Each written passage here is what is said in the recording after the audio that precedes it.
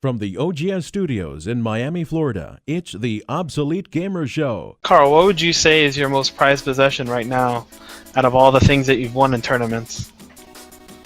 Probably the MK belt. Probably that. Or I have like 2 Evo trophies. I have a lot of trophies and medals and stuff. Let's see that MK belt. Show that MK belt off. I want to see that. I need to polish it. I should make a video of me polishing this just to piss people off. But yeah, this is it. This is a belt that Rio will never see in his life, or Junior, or any of those guys, or East Coast in general. This is why everybody hated me for what probably still hates me now. I think they'll always hate you, Carl, for that belt. Do And you who walk gave into you that tournaments belt? holding that shit? No, I don't actually. I'll probably get jumped, and they'll probably steal it from me. And now, here are your hosts, J.A. Laraque and Ignacio.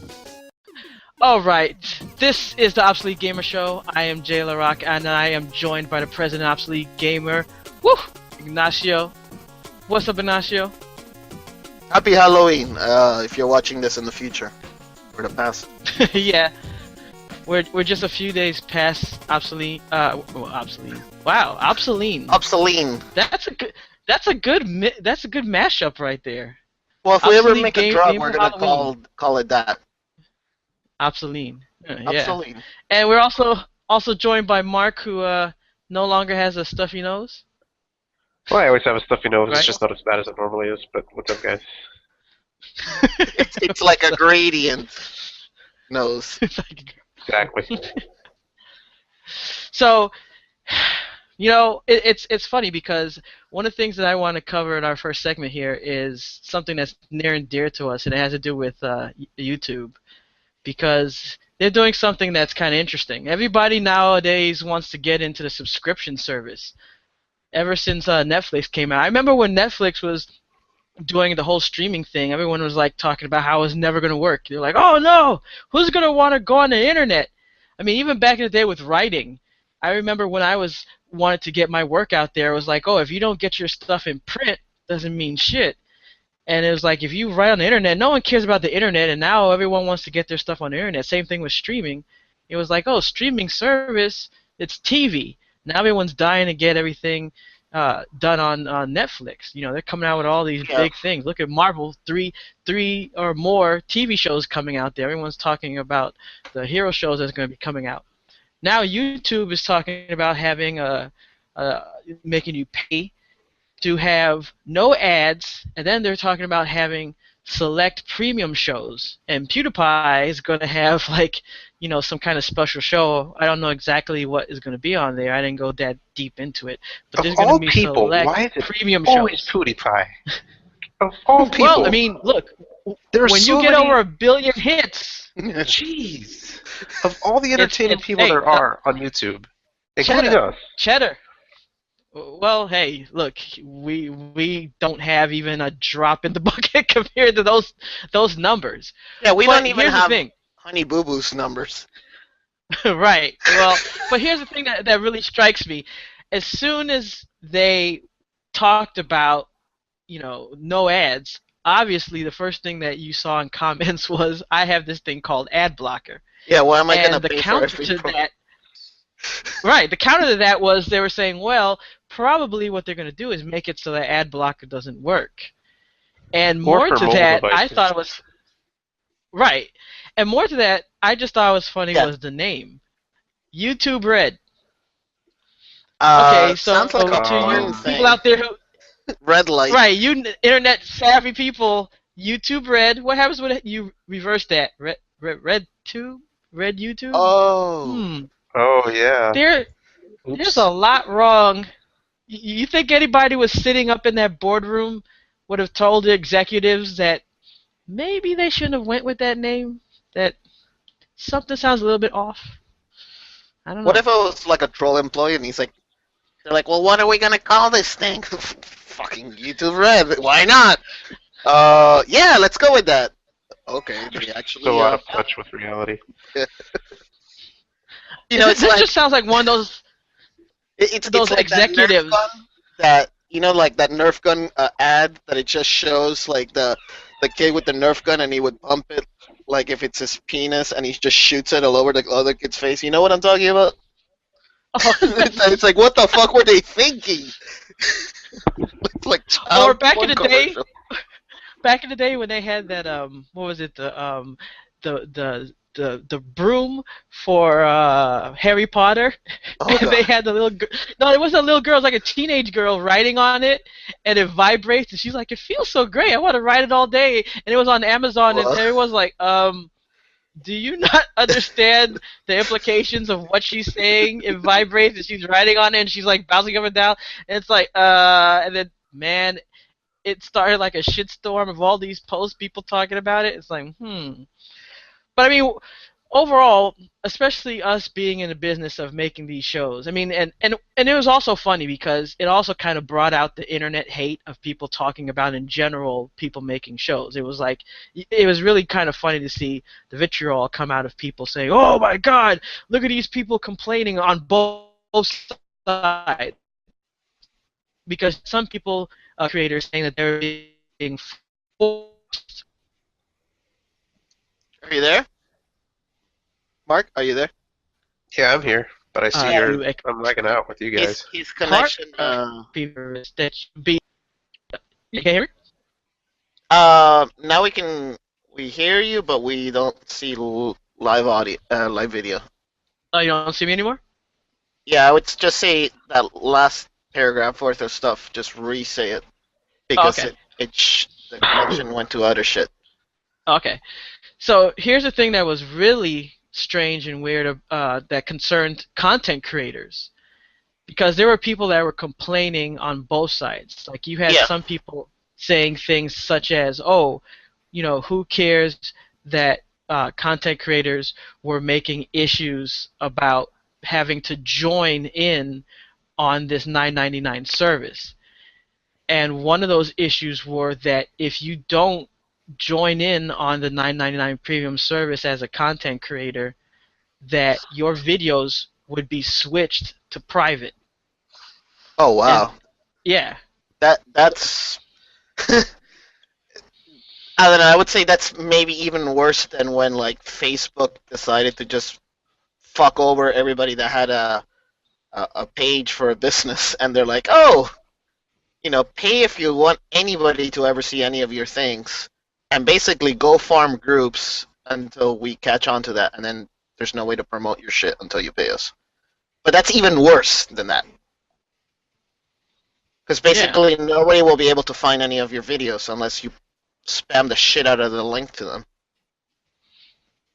Yeah, and the thing is that this stuff is going live, so it's not a matter of maybe, and people are of course saying that if you're not already on the upper tier, that you're pretty much screwed if you're not, you know, bringing in thousands of subscribers, millions of hits.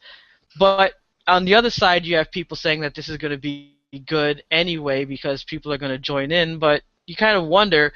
A lot of people say that if you're used to having something for free for a long time, you're already going to, continue to be used to having something for free.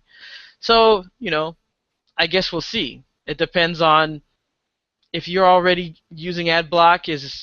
Are you all of a sudden not going to be able to use it?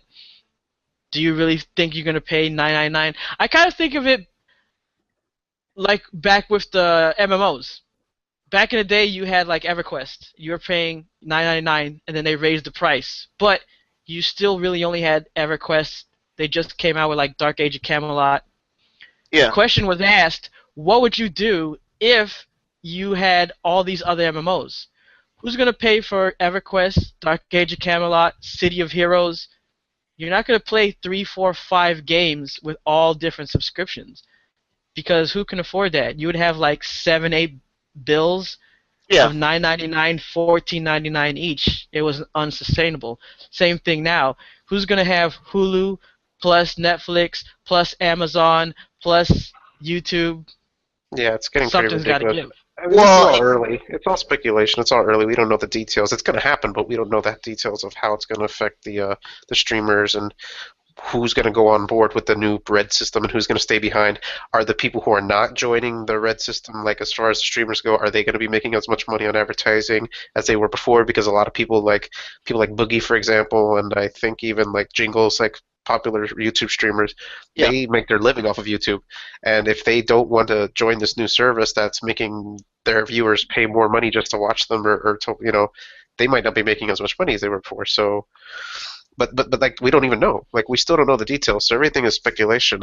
It's going to be one of those things we're just going to have to wait and see how it affects us and how it affects the streamers who don't want to use it. I mean, I'm not really into that kind of stuff. I watch certain people, but like, I would never pay extra money to. You know, it's not that important. So I don't know what kind of premium content they're talking about. Like, what kind of like, other than PewDiePie, I don't really know what it is, but I can't imagine how it would be worth it. You know, it's not Netflix or Hulu we're talking about here.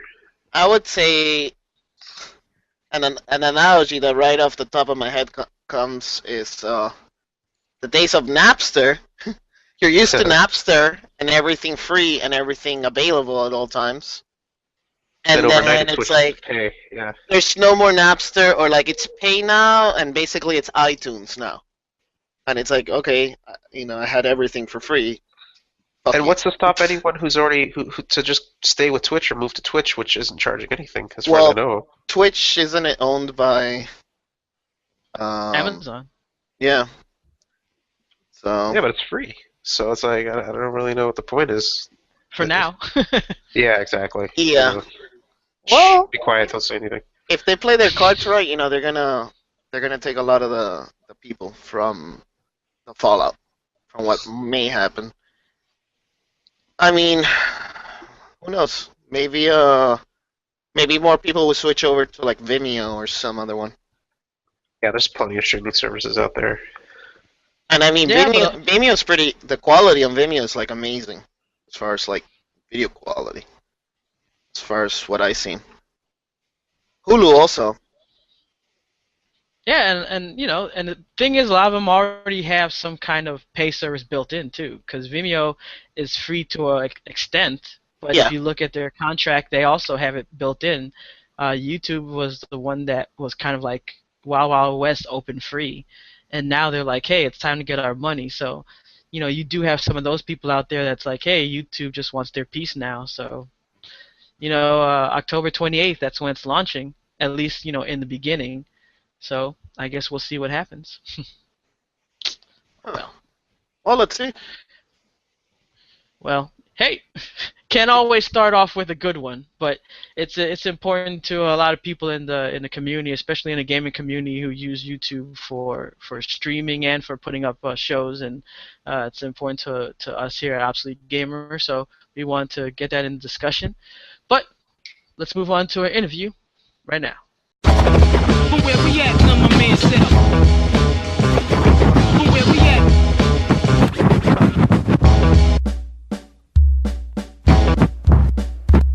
I got game, my aim is true, bells and straight, winning it from FP to RTS, I'm all into it. I seen your words online, now it's game time. We all know that you're just talk, now you're all mine. LOL, BF, Madden's all the same. A serial killer committed murder inside the game. Now you're beaten, yellow now, player no more. Back to the minors, game over, off F4. Welcome to Alt F4, where swagger lives. I am Jay Laraque, and today we are joined by Robyn Brown, or should I say Swanson. Congratulations, thanks for joining us. Thank you. Yes, recently married, so my last name is Swanson now. For those of you who are like, wait a minute, is this the same Robyn? Yes, it is the same Robyn. My last name has just changed. I'm still the same on me. Now, but the gamer tag they know you as Sheba Baby. That's what brings the fear though when you're up there busting those caps. Well, I don't know about fear, but yeah, definitely Sheba Baby. Very interesting how I came about getting that name actually. This was back when I was playing like shooters on PlayStation 2 when I first got off into the whole gaming online, playing SOCOM. And beforehand, you know, it was like Little Swoop or whatever. So it was like during each phases of time, depending on the time period where I was at in my life, I ended up, you know, switching names as, you know, kind of like as I got older or, you know, evolved. So, you know, my most recent gamer name is Sheba Baby. And basically, my mom actually kind of helped me with that name, you know. And I actually got that name from an old Pam Grier movie called Sheba Baby, when she was a private eye detective. That's where I have my name from, if anybody ever wondered where I got the name from. It's from an old school Pam Grier movie. Oh, sweet. So as far as gaming itself, because look, anyone who watches, especially a stream like this, obviously plays games, likes games, things like that. And one of the things I've noticed, especially lately, is people are watching, you know, streams. They're playing games, and they're like, "Oh, I play games." And what's the difference between, you know, pro gaming and just someone that likes games? I get high scores. I'm number one, number two, things like that. You know, what made you go from playing games, liking games, to want to make that transition to say, "Hey, I want to go to the next level"? That's a very good question. Basically, pretty much, I've always been a gamer, very well rounded. You know, as of late, now that I'm tapped into the world of PC gaming recently. So, but how I got off into gaming, you know, this goes back to actually my mom and my grandmother. I was 4 years old. And, you know, obviously, you know, you're a little kid, you watching the commercials, looking at the toy commercials, you're like, oh, man, I want that for Christmas, or I wish my parents would get that for me. So, you know, during that time period, they were doing like a lot of advertisement for Nintendo. And I was like, oh, I want that Nintendo really bad. And, you know, I never, and like, this is like my hands, you know, to God, I never told my mother nor my grandmother that I wanted it. It's just kind of like an inside thing that I was just hoping that I would get one day. So I think this was around the time I was like four years old, or almost 5 years old. And my grandmother comes back from a garage sale, and she had a Nintendo system and the Batman game, the Ninja Turtle game, Mario, you know, with Duck Hunt. So it just kind of started from there. And, you know, I would be up late night playing, you know, Mario game. Well, at the time, like, my mom would play it. Obviously, she would, like, pre-test the games and make sure they were obviously age appropriate for me at that time. So, you know, she would, yeah, she would, like, my mom actually got me into gaming. You know, we would be up late night playing Mario. And at the time, until I got used to the Nintendo controller, you know, she would be playing it and I would be playing with the controller number 2, thinking it's me playing. I'm over here, you know, making all the motions and stuff like that. And so when I was able to actually figure out how the controller worked, you know, I just kind of went from there. And as I grew older, I just basically dibbled and dabbed into the games that looked interesting to me, which my first games were actually not even fighters. A lot of people think that I came in, you know, into the gaming world as a fighting game player. I actually started out as a shooting game player. And, you know, kind of like, you know, I was pre-explaining a little bit, my very first online game was SOCOM on PS2. And so that's where I got my real first taste of competing online, you know, was third-person shooter playing SOCOM. And then so was I actually kind of a little bit ironic too. Around that time period, I was actually working for GameStop. And I worked for them for many years. So from 16 years old until like recently, like a few years ago, I stopped working for the company.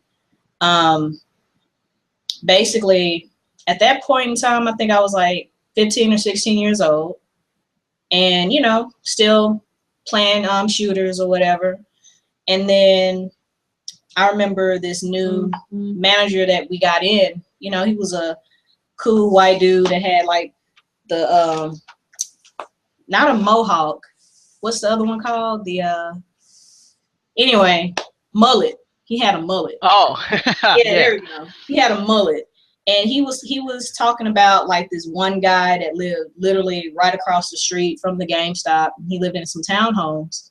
And he was telling me, he was like, oh yeah, you play games? He's like, man, you need to check out this dude that lives right across the street. And I was like, oh yeah. I'm like, what's so special about this dude? And apparently what he did was every Saturday night from 8 p.m. until the next day, until he had to get ready to go to church. He would open up his first floor and his second floor. The whole house would be nothing but gaming. And I was just like, wow, that's pretty cool for him to just open up his house to let, you know, gamers come in. So I was like, okay, cool, bet. I'll check, you know, come by and check it out. And then come to find out, and the guy's name, well, his gamer tag, and what people know him by is, they call him Pepsi Tony. So I remember one day I was working late. Pepsi Tony comes in, and at the time I didn't know who he was. But then right before my manager leaves, he's like, oh yeah, this is the guy right here I was telling you about. I'm like, oh, cool. So I introduced myself, and I asked him, you know, hey, is it okay if I can come through, check out your setup? He's like, yeah, come on through. You know, we need more basically girl gamers. I'm like, okay, cool, bet. So when I went, I actually took my brother with me. So, you know, fast forwarding down the line, it's now Saturday night, you know, getting off of work, checked in with my mom, let her know where I was going, took my brother with me, and oh my God, Jay. I went into this man's house. I was in heaven. Like, his downstairs, like, big screen TV, and there was like other like he had TVs in the kitchen, upstairs. He had like a whole gaming collection, and he had like the whole arcade setup style, you know, for like the OGs that like the arcade feel. They actually got a chance to play fighters in the arcade. I never got a chance to experience really that, but I did at his house, and it was like really cool. So never gonna forget this. So he actually had a copy of Virtua Fighter 5 before it came out. He got it imported from Japan, and we were upstairs playing, and like, you know, there's always this this one Asian guy that's beating up on everybody. And so I was like, you know, I ran into that a lot. Right? I'm like, hey, you know, like, I wanted to give it a try. This was honestly the first time ever playing this game. I just asked him, I'm like, okay, what's punch, what's block, what's kick? And I get on, and I'm guessing this is pretty much just dumb luck, or, you know, what people in the FGC likes to call button mashing, which I was kind of button mashing, but then I really wasn't once I asked them, you know, what is what. So I pretty much kicked this dude's butt. And at that point in time, I didn't even realize who all was there as a matter of importance. That's where I met Emmanuel Rodriguez. He's very well known in the DOA community, and he goes by the name of Master. So he was there, and the CEO and founder of DFW Games was there, Morris Hunter. So, you know, they were watching me whoop up on this guy, and, you know, I got a couple of good wins in, lucky wins in, and before I finally got beaten. And so at that point in time, Morris, he pulled me aside. He was like, hey, would you be interested in playing DOA? And I'm like, dead or alive? And he was like, yeah. And I kid you not, like, I was like, you know, at the time we would be watching this on TV, and I would watch, you know, Master and Vanessa, Perfect Legend. I think at that time when he was with the Syndicate before he actually joined Empire. And I was looking at these guys, and I'm like, wow, we're like right in the same age group. And those are some of the like people that I really admired at the time, you know, seeing them, you know, compete at that high level for a game that they love to play. So, and then when I turn around, I'm like, oh snap, that's Master. I'm like, he's Dallas local. I didn't even know that. So, you know, it just kind of took off from there. Basically, Morris, he sponsored me for my very first Xbox 360. I've never had an Xbox before. He got me an Xbox 360, gave me a copy of Dead or Alive 4, and he was just like, hey, you know, come through on the gatherings, because Master, he would do like a whole bunch of gatherings in the Dallas area, and he would do stuff like DID, which is like very huge for us here in Dallas, one of the biggest Dead or Alive tournaments ever. And people from all over the state, country, nation, they come in, you know, support the game that we play. And like, at the time I didn't know how big it was until I got, gotten more into the swing of competitive gaming and just being around some of the most amazing players that I've ever met, and even now, like, have a long-lasting friendship with them. And even still to this day, we gather, go hang out, shenanigans, and all that good stuff. But anyway, I kind of digressed. So basically, I'm around at that point in time. That's when CGS, Championship Gaming Series, was a thing. And basically, I would practice with Manny, Vanessa, whenever she came into town. And, Perfect Legend, Silent Legend, Kasumi-chan. I played with, like, a lot of the DOA legends. H2O. Yeah, was that something that was, like, took time to get used to? Because, like, when you first came through and you played, and then you said, like, you were doing the button mashing, but then you had, like, some skill. What was it like to have to go back later and then say, man, I have to do this additional practicing? Because I think that's the part that maybe some gamers don't understand, that now that you're going to go into the next level, I have to do some additional practicing to hone my skills to compete now that's higher than I was doing before. Right. And that's a very good question. To make that transition from just playing a game to taking it to the next level of competition, you have to, like, really, really, like, buckle down and concentrate and focus. And as well as, like, learn, depending on the game, every game is different, obviously. And, the game mechanics works differently from, like, every fighting game. But there are certain basics that's just universal that will never change. But DOA was, like, very unique for me, because that was, like, the first time I ever played, like, a fighting game that had that incorporated, like, a triangular system, and it's not like, Marvel or a Street Fighter where, if a certain character just do this combo or move or whatever, that's the end of it. DOA is like, oh man, like, even though I might have this person down to this amount of health, they can still come back and just, like, go to town on you. All it takes is that one good launch and go into a good combo. And, like, DOA is, like, very unpredictable. You never know. You may think that you're about to get this win, but if you mess up, guess wrong or whatever, and, it's a very good game. I love it to death.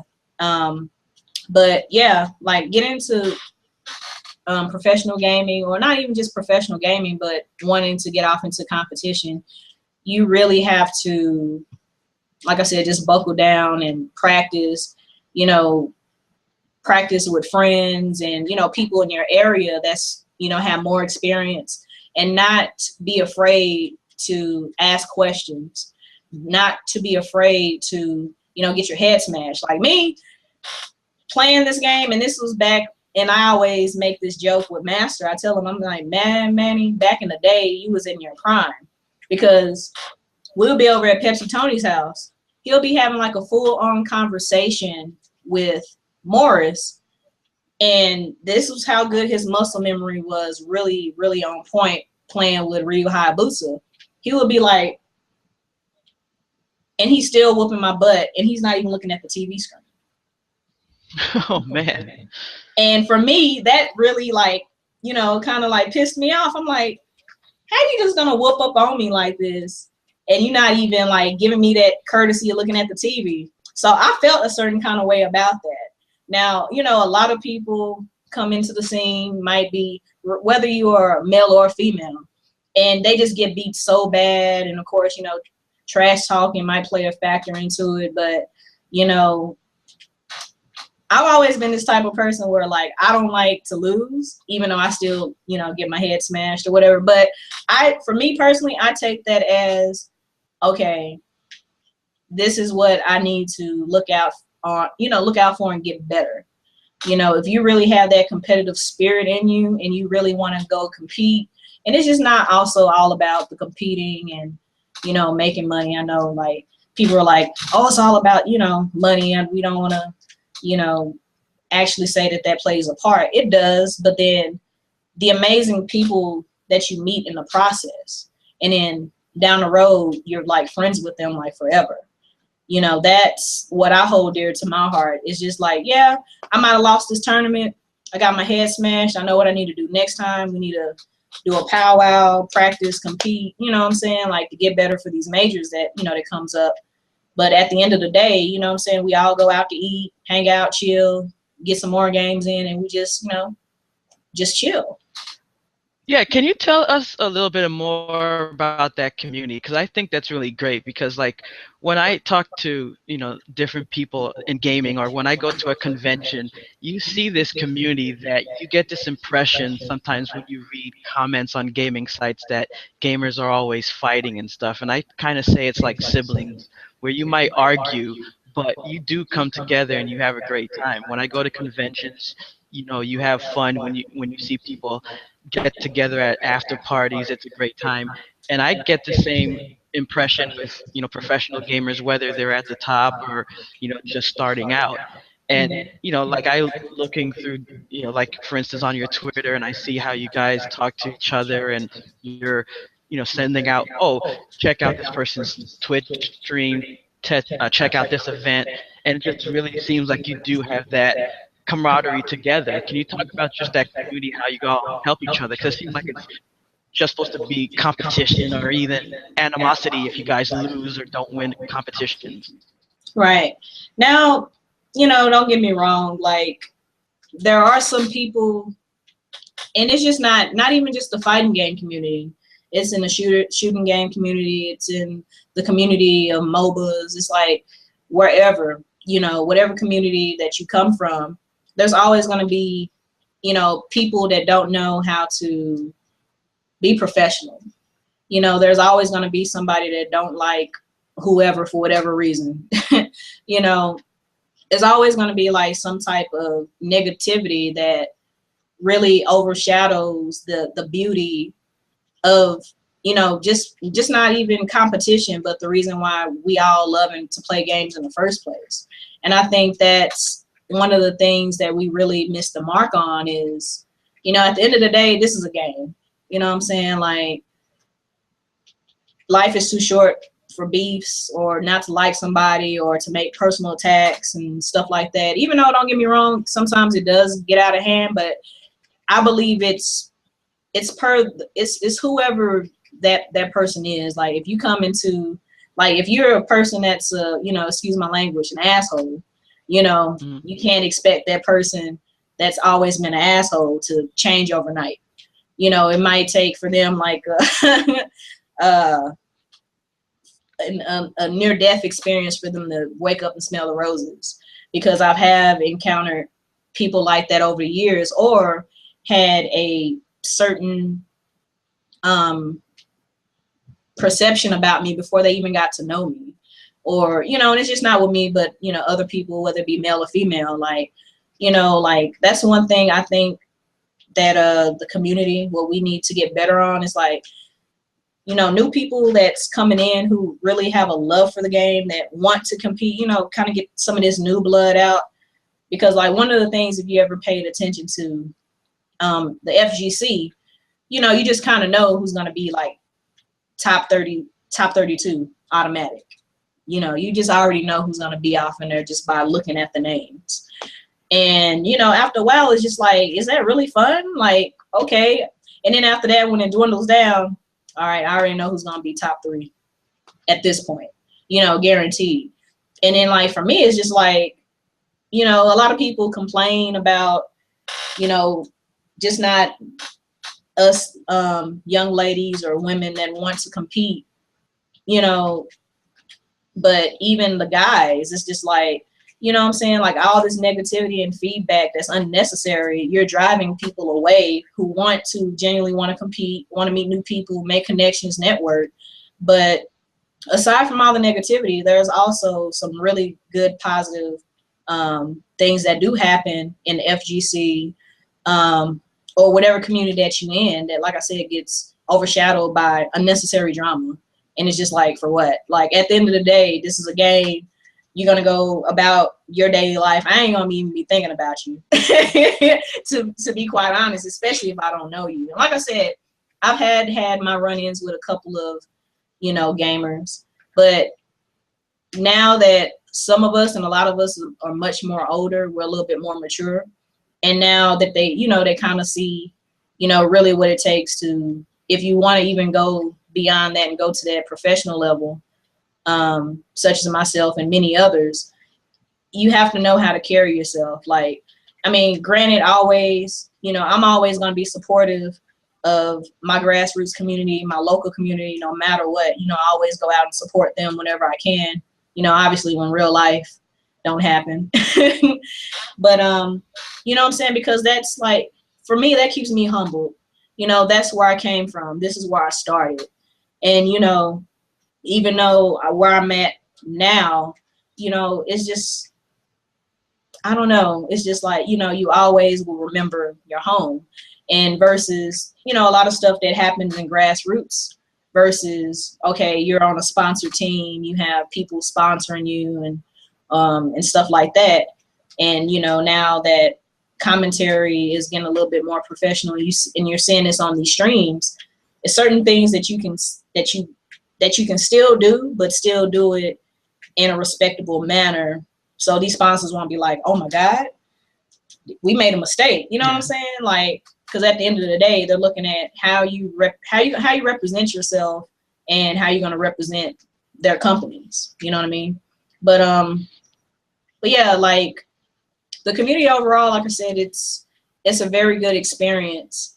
And I think us as players, we just need to be more welcoming and not so much, I mean, like I said, trash talking and stuff like that, that comes with the territory, but there's like certain line that you just don't cross. And, you know, if you do cross that line, you know, don't expect that person to just be like, oh, hunky-dory with it and not expect some backlash on the end of it and think it's okay. But yeah, but for the most part, I think we just need to be a little bit more friendly and a little bit more inviting overall to, you know, the new blood that's up and coming and coming out. One of the guys is just killing it in all the games, you know, Sonic Fox. Like, that guy is amazing. So it's really good to see, you know, some new blood coming out and just really doing their thing, getting their thing off. How did it feel to get that when you got your Twin Galaxies card? Oh man, that was one of the most humbling experiences for me, actually. To honestly, you know, just be a part of history. You know what I mean? Like, you know, we have like celebrities in music and movies and stuff like that. And, you know, the media is really starting to recognize, oh my God, you know, even though gaming has always been here, we've always been competing. Even back, you know, when the legends before us, you know, the arcade era, you know, people doing marathons and stuff like that, they pretty much set the standard for us, I think, in my opinion, for, you know, us console gamers, PC gamers. You know, I always got to go back and show love to the people that came before us, because honestly, that's where it all started. Like, they started doing this thing before, you know, we even knew how big gaming could really be. And now that it's actually getting even more media attention, it's going to be really big on that level. I mean, it already is with, you know, games like League of Legends, Dota, Call of Duty, StarCraft, Halo, stuff like that. That's kind of like one of the main reasons why, like, I try to fight really, really hard and try to get that stigma off of the fighting game community. Because as you can see, we have like Capcom Cup is really helping out with Street Fighter.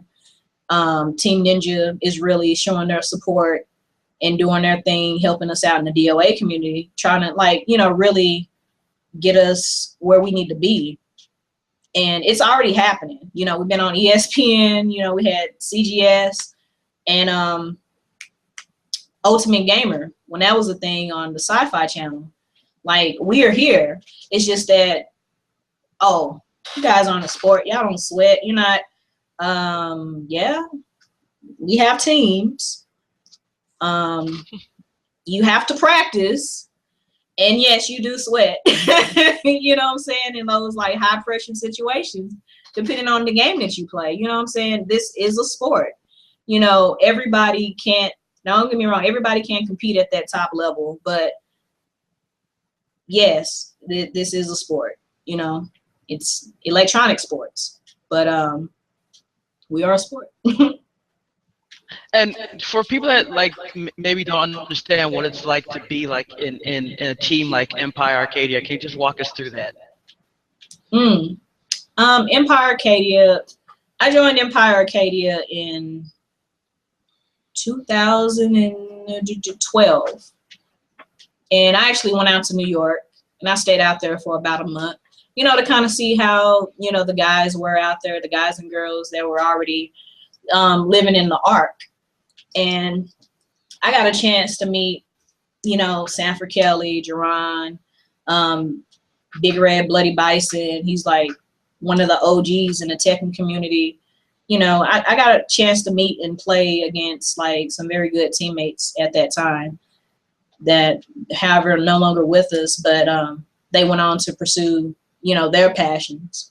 And, you know, I wish those guys the best. But yeah, being in Empire Arcadia, it's very fun, and it also has its very controversial moments, simply because, and I'm just gonna keep this real, because I mean, think about it, Jay. I mean, like, look what you're doing with Obsolete Gamer. You know, I'm quite sure at some point you face some type of flack by yourself being a black man doing your own thing on YouTube. You know what I mean? And that's one of the main things that Triforce had to go through, being my CEO over Empire. For one, being a smart, intelligent black man that has his own business and is trying to help better not just the minority group in gaming. Because look, if you look at gaming and you look at League of Legends and Dota teams, what do you primarily see? Yeah, that's true. I mean, you're not going to see as many minorities in gaming and women as well. True. So that's like one of the best. Like, and don't get me wrong, I could have went to any team other than Empire Arcadia, but I stuck with Empire Arcadia, and I'm still with Empire Arcadia because I believe in his vision, and I see the overall big picture, which unfortunately a lot of the members could not see at the time, or was in the Empire longer than me, you know, that just like, yeah, this isn't going to happen. But, you know, nothing happened. Rome wasn't built overnight. You know what I'm saying? Nothing happens overnight. Like I said, it's the overall bigger picture, that long haul. Do you want to just accept anything, or do you want to build and establish yourself and have your own brand, like a Fatality? Now, Fatality, he's from, you know, Dallas, and he's one of the PC gamers. Even before I started PC gaming recently, he's one of the guys that I looked up to, simply because he started out, you know, winning championships and stuff like that, and he used his championships to basically make a better life for him, to get his own endorsement deals and stuff like that. And that's one of the things that my CEO, Triforce, was basically trying to accomplish for us, was to not just to get us to just play video games. He was trying to really teach us, you know, how to conduct ourselves professionally, how to get those long-term investments to work out in the best option for you. Not just, oh, I'm just going to take $500 for this tournament and that's just it. And maybe, you know, for a lot of guys and girls who were in Empire, maybe that was just all for them. And, you know, they weren't like really thinking long term. But yeah, I do truly believe that he takes, and even still now, at that point in time before I was in Empire, like, one of the things that I didn't like was the simple fact that, you know, a lot of stuff that they were accusing him of or saying per se was stuff that happened like 10 years ago. And just to use that as an example of the perception and negativity versus the reality, you know, new people coming in seeing it as like, oh, I don't want to work with him or make dealings with him because of all this hearsay and attempted slander. Basically, you know, that could really, and like, I'm not going to name any companies, but because of all the hearsay and, you know, negativity and stuff like that, some companies, like I said, will remain nameless. And I even saw this myself in some of the meetings that I was with Triforce in, was just like, yeah, we'll basically pretty much was trying to poach our players. And some of them were very successful at doing so. And then while others was like, yeah, I want to work with your players, but I don't want to work with you. They didn't say, I don't want to work with Empire Arcadia. They were like directly targeting, well, I don't want to work with you, Triforce. And to see some of those emails and conversations, just had myself and a couple of others that attended those meetings, we were just like, wow. You know, so I stick with him. Like, I'm with him. He has my 100% support. He has done nothing but right by me and like helped me get to that next level in my career, you know, which is mainly just conducting business. You know, I can go out and compete for fun, really. And, you know, if I win or lose, it'd be like, meh, you know, I'm getting my business established. I'm getting my long-term future goal established, you know, because Was now there ever I'm sorry, I was gonna say, was there ever a point like when you were starting out, especially being an African American woman, that perhaps there might be a point where someone would use the female minority aspect to, you know, in gaming and say, hey, maybe we'll want to exploit that because that's something that's not seen. And you maybe want to say, hey, I want to focus more on the gaming aspect and be used for that, because you sometimes might see that in Hollywood, where someone's going to say, hey, you know what, I'm going to use that as being, that's unique. And you're saying, look, I want to, you know, I want to be looked at for me, for my talent, not that I am just unique. Or for you, it's like, you know what, just, it doesn't matter, I want to be here. Or is that what you were alluding to in your point, that people were pulling people away because they just didn't want to work with, you know, Triforce because of, you know, his race? a lot of it is jealousy from, like I said, from the conversations and me being there personally on many occasions when certain conversations was taking place or meetings taking place. A lot of it is whatever past beefs that they had for whatever reason. And like I said, there's always two sides to a story. And obviously I wasn't there for all of it. But from what I can personally tell you from my personal experience of seeing a lot of the things hands-on with it is, you know, jealousy. And, you know, when something goes wrong that wasn't his fault, he was all, you know, pretty much the fall, you know, the fallout guy, you know, oh, this happened, it's his fault, when it wasn't.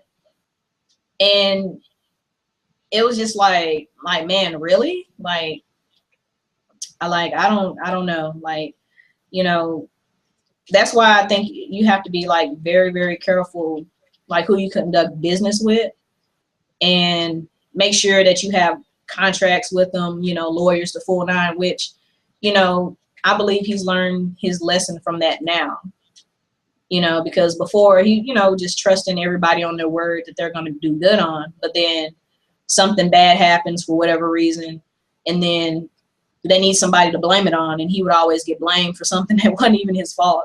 And I just found that just like really, wow. It's crazy how stuff like that happens. But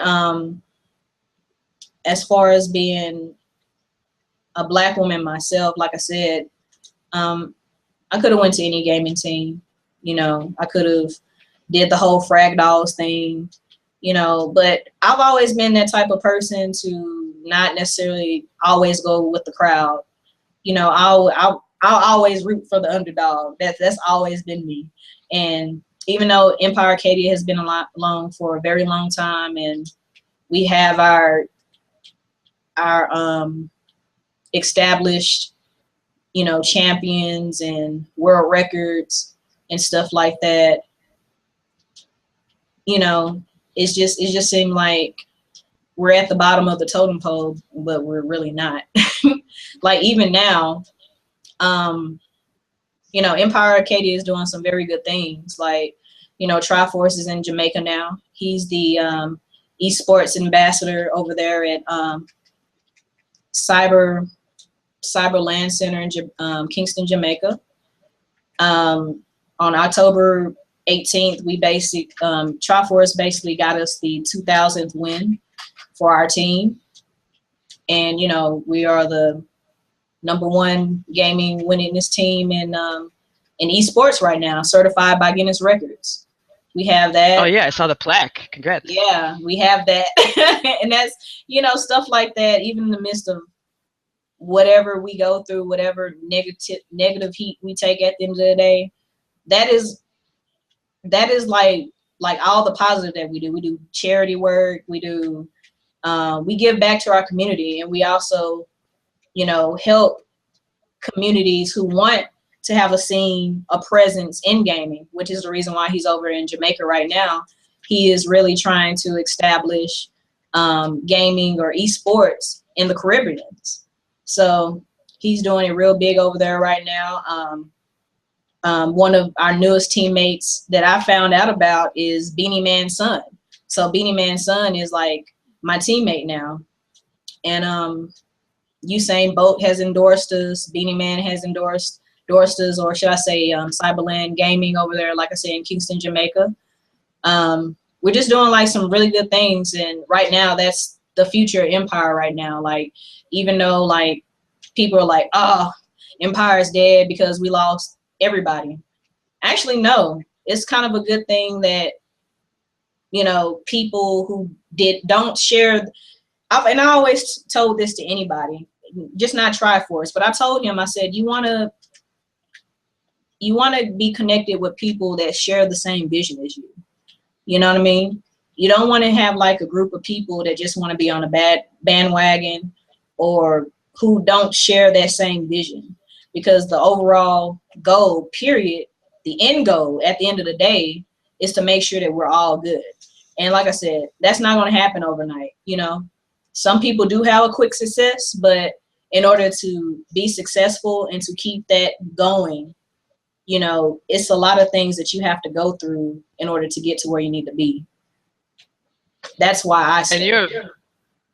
And you're event manager as well at SuperCon 2K. Can you tell us a little bit about that?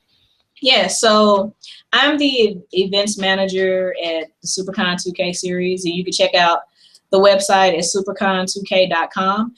And basically, you know, aside from me, you know, being a professional gamer with a professional gaming team, I can honestly say that I am a professional gamer in that light, in that aspect as well, simply because what we do is we travel to sci-fi conventions, anime conventions around the nation, and we provide a professional game room setup.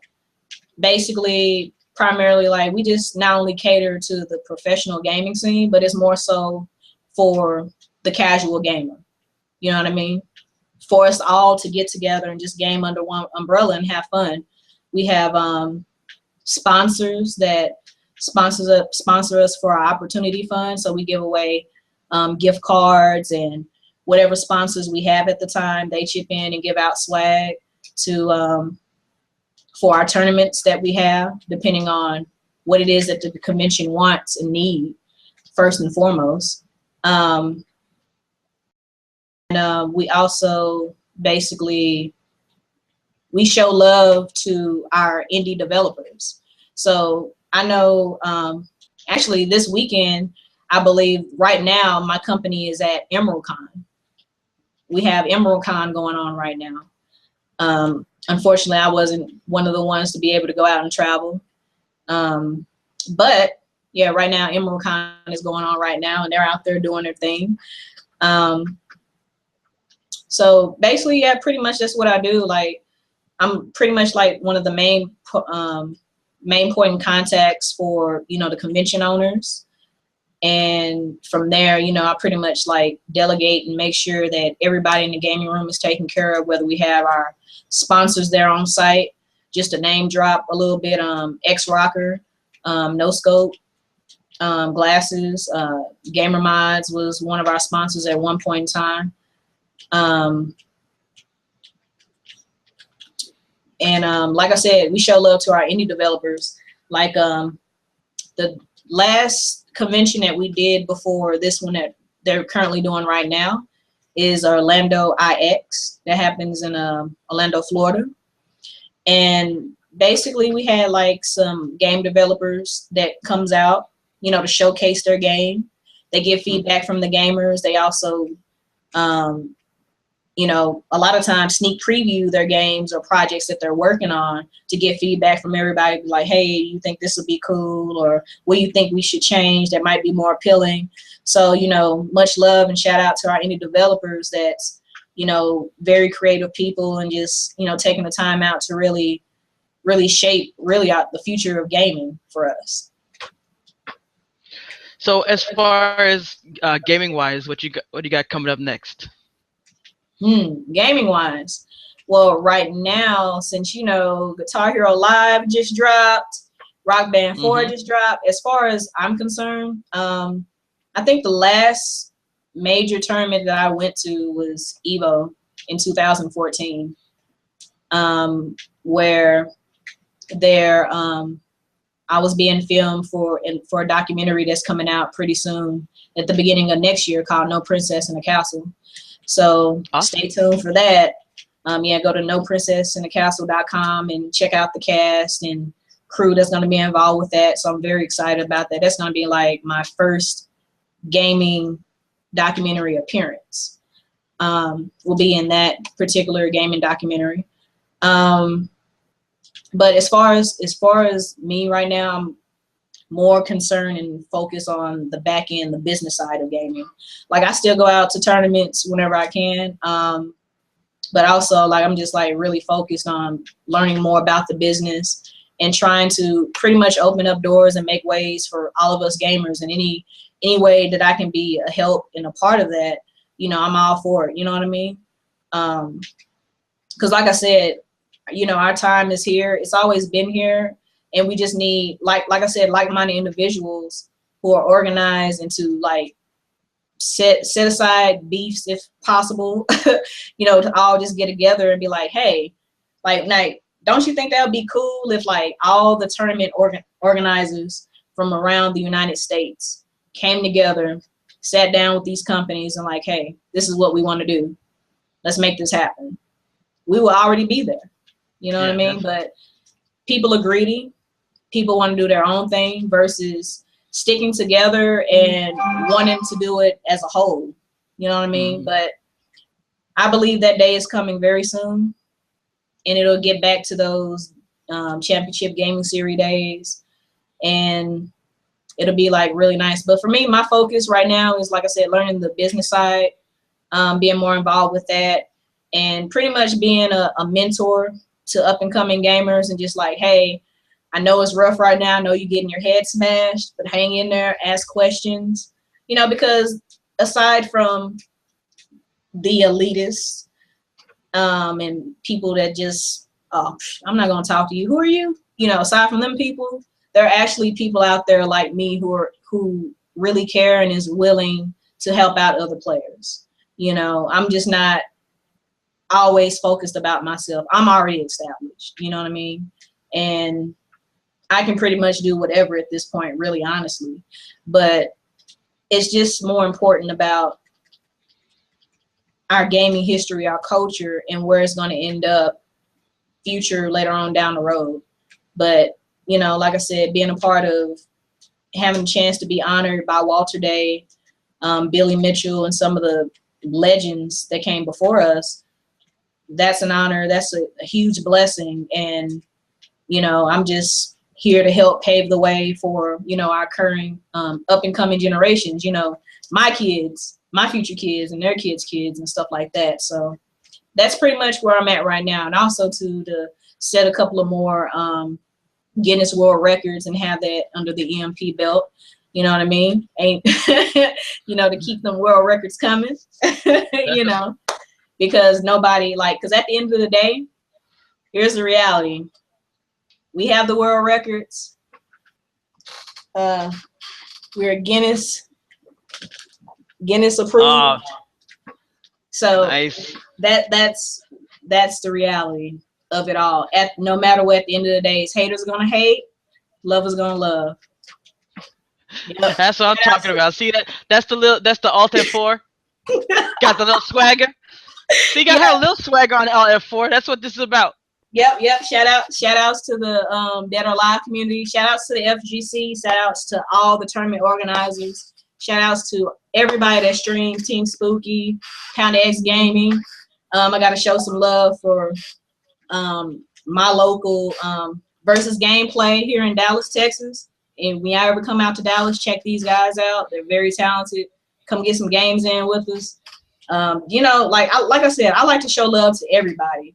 But because I wear this and I'm still a part of this, and like I said, a lot of people don't even know me, and it's just like, oh, they see this and they're like, oh, irrelevant, or oh, she's bad. But like I said, everybody's not like that. But it's just kind of saddening, because it's like, man, you don't know who this person is, and you could be missing out on an opportunity, and you'll never know until, like, you know what I'm saying, like, introduce yourself, talk to the person or whatever, just to see where they're at mentally.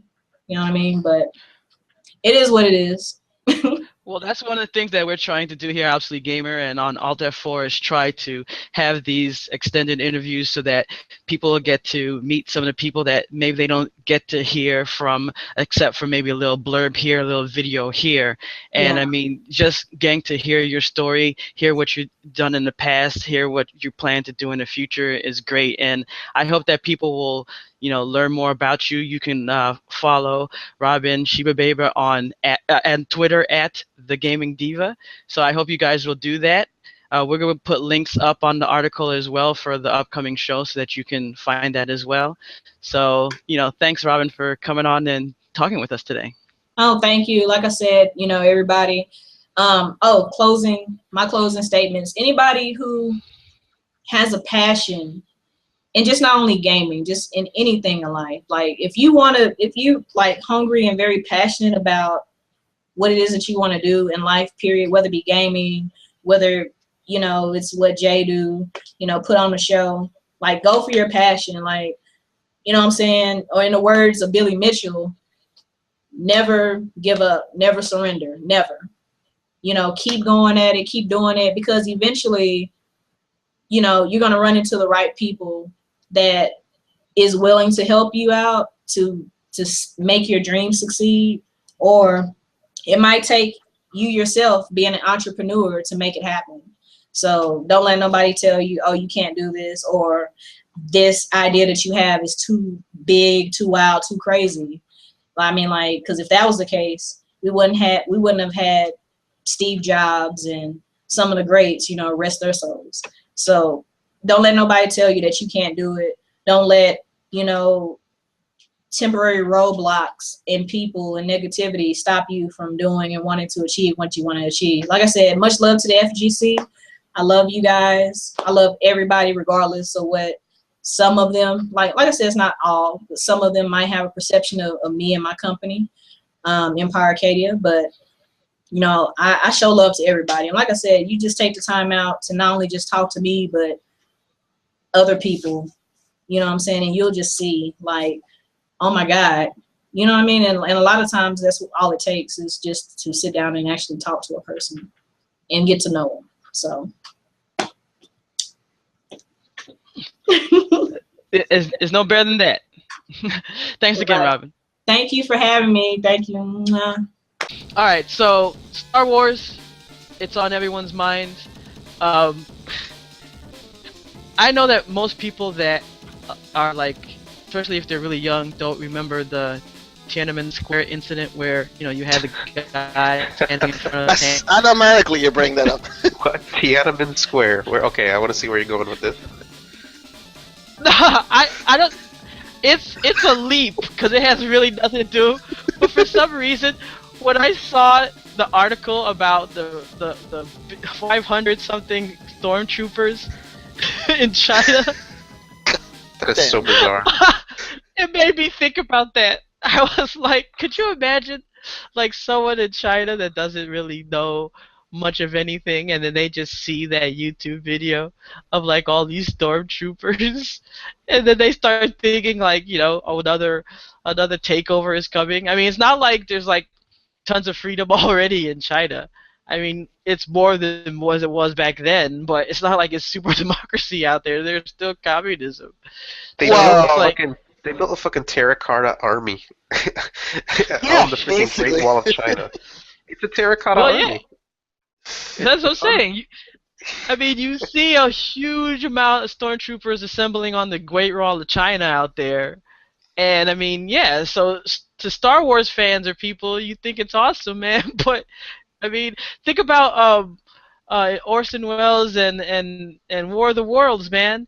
When people first heard that, they didn't know it was fake. They were freaking out. So just imagine this. You see that, you're like, oh my god, some Chinese person's like freaking out. They don't know what that is. No, but the thing is, you're thinking too much like an American. It's China. China is the fucking empire. Okay? Like, they're used to having people get run over with a fucking tank. For them, it was just... The original Star Wars trilogy wasn't even ever played in China. None of the Star Wars movies were played in theaters in China. How the hell did it get this? It must have been all like underground. Well, I mean, it's the age of pirate. I mean, China is a den of piracy, even though they, we're communist, even though their government is a bunch of bullshit. Let's take some parts from communism and let's take all the really fucked up parts from capitalism, and we'll be communist. But, well, yeah, and that's the saddest thing, because according, because I read this on GameSpot, so they don't even have a release date for The Force Awakens yet. No, they don't. So could you? I mean, isn't that like a dictator? Okay, hold on. They don't have a paid release date. Oh yes. The pirate CD is already released. It's already available, probably over there. Yeah, you can probably watch it in China. That's awesome. There's already a kid that has it. He's like, stupid Americans. I already got it. You're probably jumping out. You're in your stupid tents waiting for it right now, and I already watching it in my house. I mean, remember they don't have YouTube, but they have like, I think it's Bandu or some other shit. No, they have RedTube. They have but it's not porn.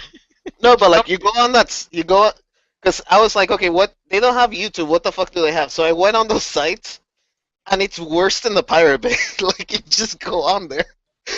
It's just torrents being streamed. Like, there's no regular videos, like no videos of people putting up, like a puppy dancing or something. It's just, oh, Mission Impossible, Rogue Nation, Russian Rip. Okay, sure. It's like going to the grocery store. I remember there recently was an episode of Arrow. No, it was Gotham, and they had like a store where you go to just buy, like, where bad guys would go to buy like whatever you need to do a robbery, and it looked like Costco, but when you walk down the line, it's like, oh, AK-47 aisle 3, bombs aisle 4. That's what it's like in like China. You just go there and it's like, oh, Force Awakens, there you go. Sure. Oh no, it's Just like you go to the grocery store, but there's a guy outside that's just selling you crack, but he's wearing like the grocery store uniform. It's kind of funny though when you run into that still, like here, like in Miami. Like I went down to Opelika, Hialeah, and you see someone like, especially when you go to a website. I'm not gonna name any because I love them. Sometimes I try to stay legal, but every once in a while you're like, oh, wow, there's a website like that that has what? Oh, damn. But it's kind of funny when you go like to a flea market and they're like, hey man, I got this bootleg, and you know it's the shitty bootleg, Yeah, it's a and you're like, cam man, of a people still cam. watch this? Yeah. Yeah, it's a guy with a cam, and he's like, oh, let me see He's got that. a camcorder, and he's recording the monitor with a cam playing. No, the viewfinder, and the guy's recording the viewfinder with a cell phone camera. Zoomed in all the way, and he's like coughing and it's shaking. Yeah. Well, actually, there are some restaurants that I know here in Kendall, in Miami, that are Cuban restaurants. That there's some guy that randomly appears carrying like a man purse, and he stops by every table offering you movies. Is that like the bootlegger in what was it? Resident Evil, what was it, 4? Yeah, basically.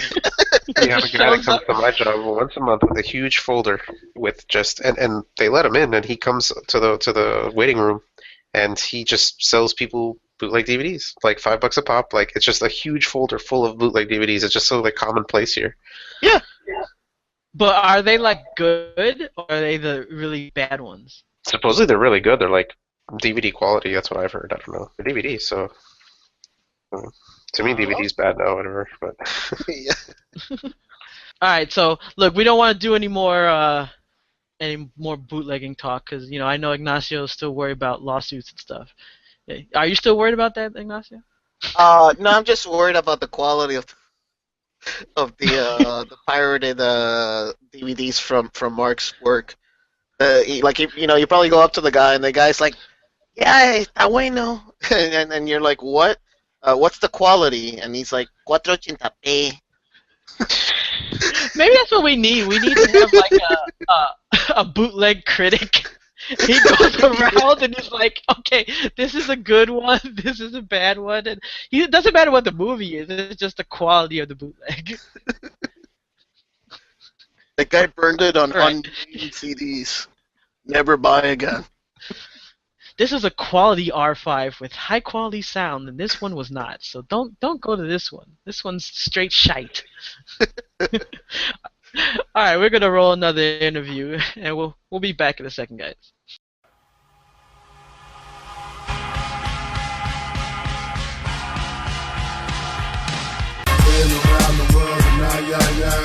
Jay Laraque, Gamer Profiles. Now, making new games for old consoles? What? Come on. Now, anyone who's been watching the show knows about us. You know that we love classic gaming. But imagine being able to see some of these, new games that you've seen come out on classic consoles. I mean, that's kind of awesome. And we're here with Eli from Pico Interactive. Thanks for joining us on the show. Thank you for having me. Now, okay, so I read this. Tell me this isn't a dream. You guys have a game and development publishing company that concentrates on the development of new games for old consoles. Is that right? Yes, we that's pretty much what we do. We develop and publish and manufacture game cartridges for classic consoles like the NES, Super Nintendo, Sega Genesis, and Game Boy Advance. So yeah. Wow. Okay. So I've seen where people will take something like Halo and then try and convert it down to like the Atari. And of course, it's like Atari graphics, and it doesn't really look like Halo. Like, it'll have maybe a couple of sprites, and you're like, oh, I can see the resemblance. Is that kind of like what it is? Well, we've only taken a project where we make a game that came out in a console, and then remake it into an older console, which is Jim Power. I don't know if you heard of that game. It's like a platformer. And what we did is we used the Super Nintendo stuff, the Amiga stuff, and the Sega Genesis stuff, and even the TurboGrafx, assets of the games, and then make it work on Nintendo. So we had to change a lot of stuff, change graphics, the gameplay and engine and all that. So I guess that's the only project that we've done where we remake a game into an older console.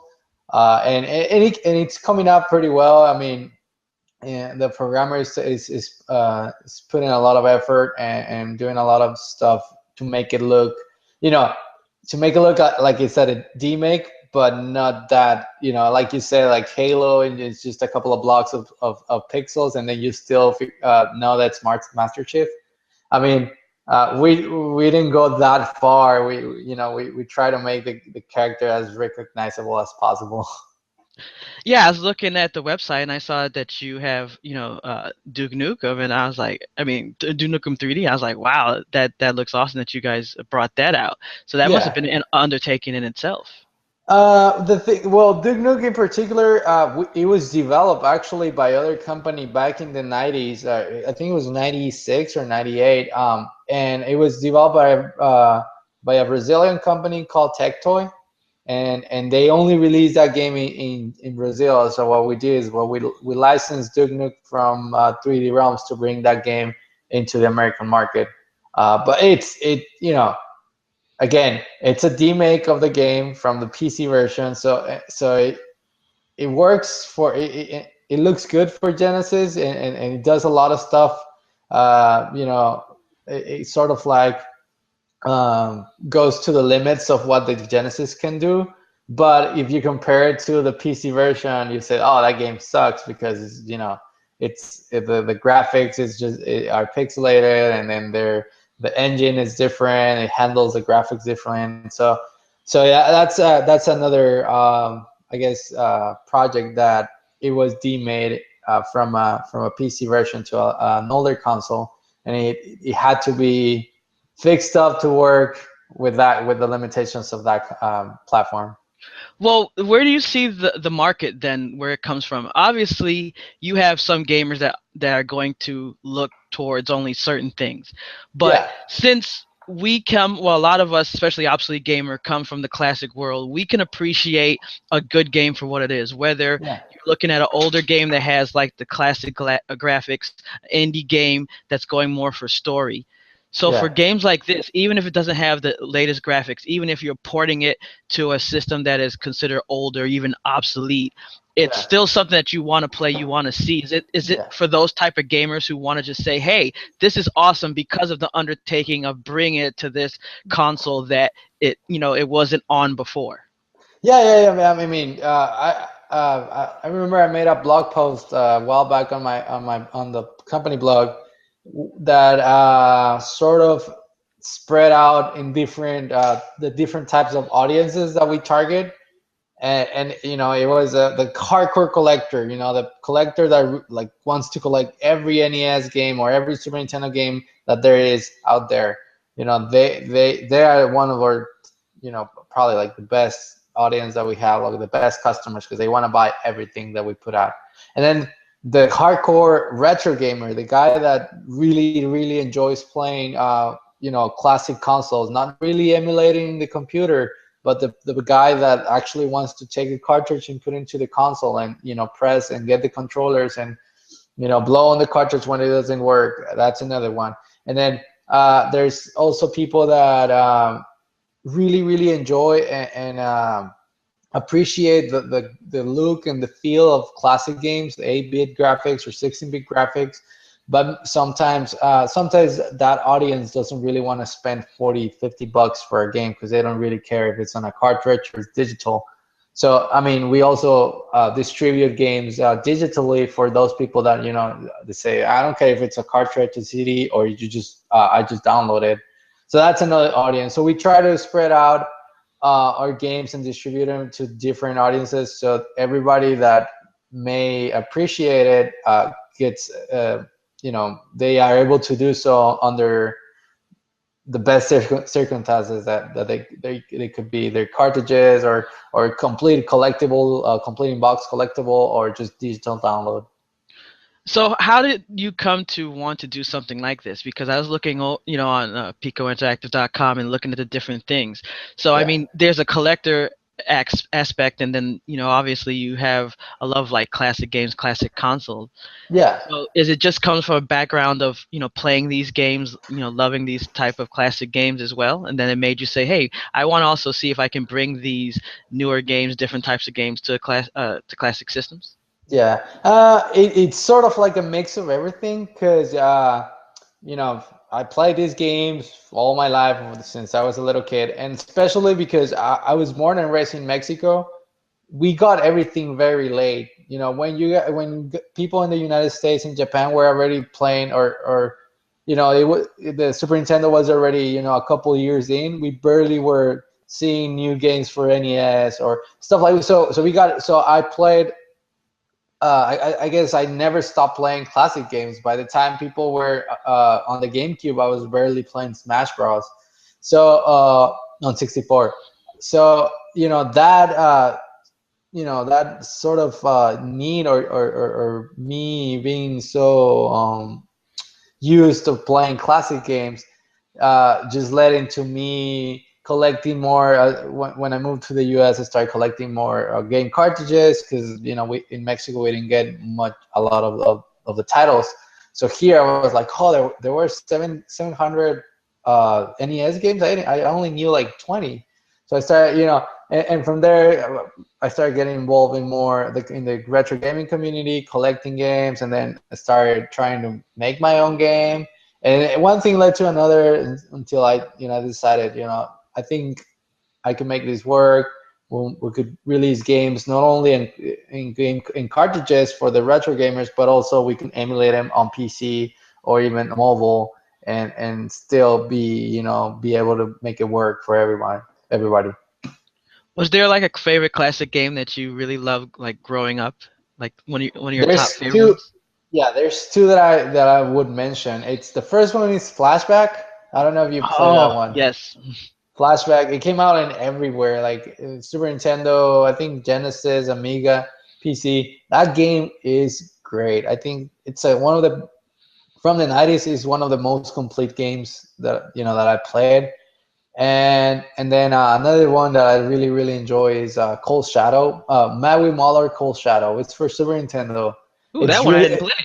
yeah, just check it out. It's like a $10 card, or it's not that expensive, and it's like the Donald Duck, and then you turn into a ninja. So it's a platformer, and sort of like a little bit of a Metroidvania feeling, but it's a really good game. You know, I really recommend you play it, and the watchers too.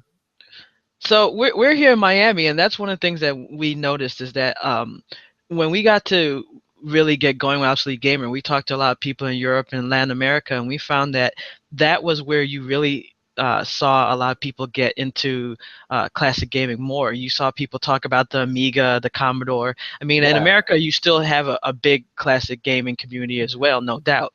But we saw a lot of people say, hey, we were still playing these games. A lot of games were not coming out as quickly in those countries, and we really had that big classic gaming community. We didn't even see it as classic gaming over there. That was just yeah, gaming for us. So, yeah. for you, especially in Mexico, can you just tell us a little bit more about that type of community, the gaming community that you saw, from Mexico? Well, I grew up in a really small town, probably like 15,000 people, and not everybody had a console. Like, I remember the first Super Nintendo in town was my cousin, and everybody was freaking out, like people that were peeking on the window trying to see what he was playing and stuff like all the other kids in the block. So, for us in Mexico to be able to see a new game or go buy a new game, we had to travel 4 hours to a major city, Monterrey, or get a subscription on the Club Nintendo magazine, which it was Nintendo Power here. They had like the counterpart in Mexico called Club Nintendo, or watch TV, and there was this TV show called Nintendo Mania, and the guy that was the host of that game was probably like the person that made Nintendo to consider the Mexican market. And thanks to him, Nintendo was, they decided that, okay, let's try Mexico. Let's see if we could sell consoles and cartridges. And that's his show is a really big part of our culture. Like if you talk to anybody that plays video games now, and you ask him, "Oh, do you watch Nintendo Mania when you were a kid?" I was like, "Yeah, I mean, everybody watched that. It was in public television." So all those things really, really, you know, come together and make it the whole. I guess I don't want to say Mexican community, but I'd say Latin American community. All the things that we saw, you know, all the things that we didn't saw as well, because we didn't see a lot of games. I remember when I bought Zelda for NES, my dad brought a JCPenney catalog from a border town here in the United States. He brought it to Mexico, and he was like, "Okay, pick a game." And I remember it was Mario 3 and Zelda that were over there, and I picked Zelda. So you know, we had to go through all this effort to play games back then, and sort of like that made it stick with us, and that made it, you know, really, really, really appreciate the console, and really, really appreciate you know, the games that we played. So you know, so now I guess when people want to, you know, the gamers or the gaming community, they sort of want to stick with what they loved back then, and what the games that we're playing back when they were little. So when people go on PicoInteractive.com, besides seeing the different games that are being developed, what other things can they purchase? Because I see that you have a retro shop. What can people find on there? Yeah, on the shop you can buy, well, the games, and also we have, besides what I call commercial games, you know, larger games that have like 10 levels and boss fights and all that. Besides that, we have smaller titles, which a lot of people call homebrew, you know, indie games of developers or hobbyists that they develop themselves, and then they need they don't have the ways or the means to make a cartridge and try to distribute it to the community. So we also have some of them available.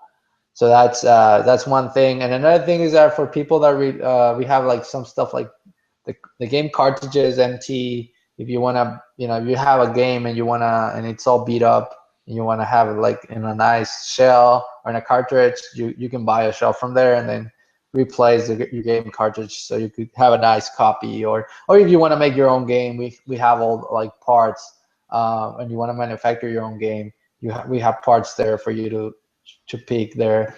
And also starting slowly, we're starting to put or like our Steam games. We have Super Noah's Ark on Steam. So if you go to the Super Noah's Ark page, you'll read about the game. You'll be able to buy the physical Super Nintendo copy and the Steam copy. Eventually, you'll see like all the titles that we have in that format. You know, the bio of the game, and the physical and the digital copy of the game. I also see that you're on Twitter, of course, at Pico Interactive. Do you ever have people like sending you messages, tweets, or something like, "Hey, why don't you, you know, develop or publish this game or that," or asking you for all types of crazy requests? Yeah, no, that's. I guess it comes with it. I mean, if you are an indie developer and are close to a community, you know, and you're approachable, people are gonna come in and try to, you know, pitch their idea to you. I just had like last night a guy email me saying that if he could send us a game idea, if, you know, will we make it? And I was like, well, I mean, it really depends. Do you have like designs documents, or have you ever done a video game before? Or it was like, no, I just have an idea of a great RPG about, you know, dragons. I was like, oh well, you know, if you can put together, I mean, I'm trying to be nice. I don't want to shut people down. If you put together, you know, a story and all that, we could probably take a look at it. And if the opportunity comes in, we'll consider it. So yeah, I mean that, and also I get messages on forums of people like, hey, you know, this game was on release. Have you ever tried talking to the owners to see if you could release it? And yeah, stuff like that. But I mean, I like it. I like to be involved in the community, and sometimes people point out stuff that really help us, or give us a good tip, or help us as a feedback from the community. So I know that you're always, you know, working on new things, but is there any like little secrets or anything that's maybe not on the website that you're working on that you can tell us? Uh, well, yeah, I mean, right now we only have 2 Sega Genesis games listed there. but we have acquired seven more Ooh, nice. games. So Sega Genesis is gonna see a lot of new games. From those, 1, 2, 3, 4 are four. Let me think. I don't want to say the names out loud.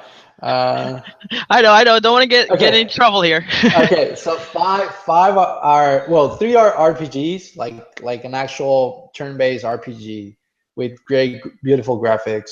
Two of them are strategy RPGs, similar to, I'd say, Fire Emblem a little bit, or Ogre Battle too. And then a couple of other ones are just a puzzle game and a beat 'em up game. And we have under development another action adventure, sort of like Zelda, which it's not that big of a game. It's not as big as Zelda, but it's a new game for Genesis. And I think there's another one, turn-based RPG, that's under development slowly. And yeah, and we're working on other stuff too, but since it's nothing concrete, I don't really want to mention it. Hey, you gave us a lot of information. That's great. Yeah. So, guys, Yeah. PicoInteractive.com. You got to keep an eye on our website. It's awesome. And a lot of good stuff coming. And one thing that I like to do on the website is like make a blog post about something like a news, but don't really advertise it anywhere, no, on Facebook. So if to get people to read our blog, and sometimes that's how they discover stuff that we don't really advertise on Twitter or Facebook or send a press release. So just stay tuned on the blog, because sometimes I'll just leak some information there only. You heard it here. Keep up on that blog if you want to get the latest info. But Eli, thanks for coming on and talking with us. Okay, thank you. I appreciate it.